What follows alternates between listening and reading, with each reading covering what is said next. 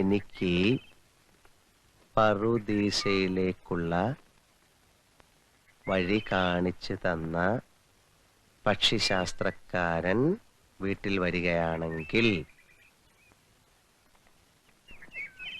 വെറും കൈയോടെ മടക്കി അയക്കരുത്.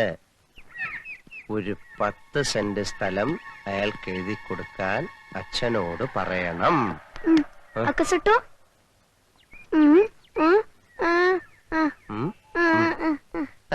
നിന്നെ കുറിച്ച് ഞാൻ എഴുതാതിരിക്കുമോ? നീ അക്കോശേട്ടന്റെ ഉണ്ണിക്കുട്ടനല്ലേ?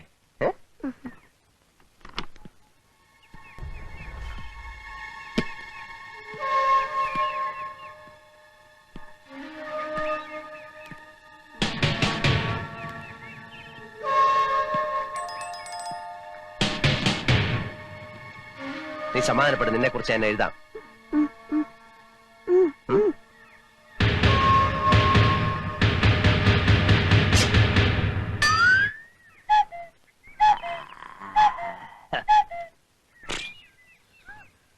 നീ എന്താ ഈ കത്തി വേഷത്തില്? ഫാൻസി ഡ്രസ് കോമ്പറ്റീഷൻ വല്ലതും ഉണ്ടോ?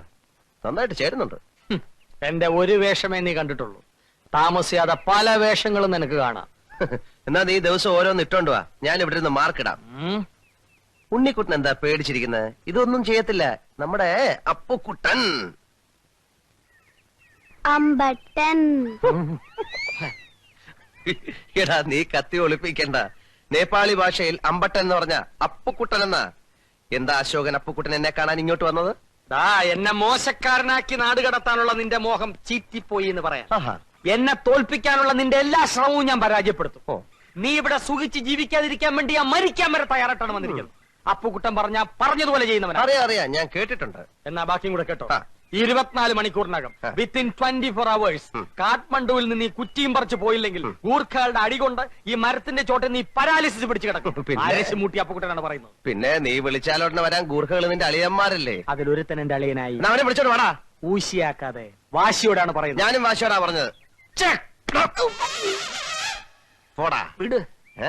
അരഞ്ഞണത്തിന്ന് വിട്.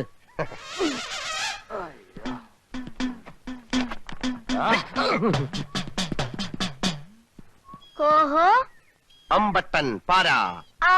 പാരാ.